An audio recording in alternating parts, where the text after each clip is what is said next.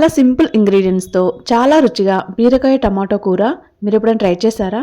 ఈ కూరకు మాత్రం రుచి మాత్రం అద్దుర్సబ్బా చాలా బాగుంటుంది. బీరకాయ టమాటో కూర అసలు కాంబినేషన్ చాలా ఉంటుందా, అసలు బాగుంటుందా, ఎవరైనా చేస్తారా అనుకుంటారేమో.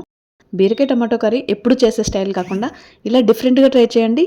అలా వేడివేడి అన్నంలో ఈ కర్రీ వేసుకొని తింటుంటే ఉంటుంది కదా, అబ్బా మాటలో చెప్పలేను. మీరు కర్రీ ట్రై చేసి చూడండి, మీకే అర్థమవుతుంది.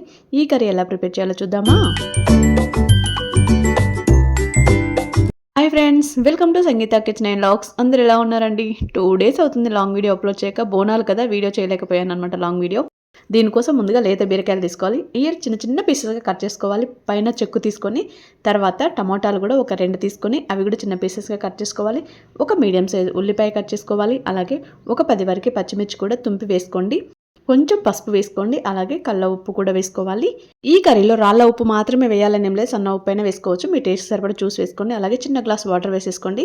మూత పెట్టేసుకొని ఒక 2 విజిల్స్ వచ్చేంత వరకు ఉడికించుకోండి. బీరకాయ లేతగా ఉంటే మాత్రం ఒక విజిల్ సరిపోతుంది. ముదురుగా ఉందనుకోండి 2 విజిల్స్ పెట్టుకోండి. కానీ ఈ కర్రీ కోసం లేత బీరకాయ తీసుకుంటేనే చాలా బాగుంటుంది అనమాట. ఇప్పుడు ఇది వేడివేడిగా ఉన్నప్పుడే కారం వేయండి. కారం మగ్గుతుందనమాట ఇలా వేయడం వల్ల. కారం వేసిన తర్వాత మళ్ళీసారి మొత్తం మిక్స్ చేసేసుకోండి. అంతే అండి.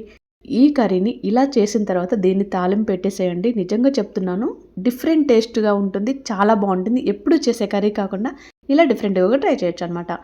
దీనికోసం తర్వాత స్టవ్ పై కడాయి పెట్టుకోవాలి. కడాయిలో కొంచెం ఆయిల్ వేసుకోవాలి. ఆయిల్ వేడిన తర్వాత ఆవాలు జీలకర్ర వేసి చిటపటమనిపియాలి. కొంచెం ఎండుమిర్చి అలాగే కరివేపాకు కూడా వేసి అవి కూడా చిటపటమనిపియాలి. ఇవి కొంచెం వేగిన తర్వాత మనం ముందుగా ప్రిపేర్ చేసి పెట్టుకున్న కర్రీ వేసేసుకోండి. అంతే, ఇది మొత్తం మిక్స్ చేసేసుకోవాలి. ఇది చపాతీలోకి కానీ రైస్లోకి కానీ చాలా బాగుంటుంది. వీడియో ఇక్కడి వరకు చూసారా? ఎక్కడ స్కిప్ చేయకుండా చూడండి, చిన్న వీడియోనే కదా. అలాగే ఈ వీడియో మీకు నచ్చితే మాత్రం లైక్ చేయండి అబ్బా. అలాగే మీ ఒపీనియన్ కూడా కామెంట్ చేయండి. మీరు కామెంట్ చేయడం వల్ల నాకు అసలు ఎలా ఉంది, వీడియో నచ్చుతుందా లేదా అన్నది కూడా తెలుస్తుంది కదా. అంతే, సింపుల్ ప్రాసెస్ అనమాట. చాలా తక్కువ టైంలో చేసుకోవచ్చు. టేస్ట్ కూడా డిఫరెంట్గా ఉంటుంది, చాలా బాగుంటుంది. మీరు ట్రై చేయండి, మీకే అర్థమవుతుంది. వీడియో నచ్చినట్లయితే లైక్ చేయండి. ఫస్ట్ టైం సబ్స్క్రైబ్ చేయండి. Thank you so much for watching.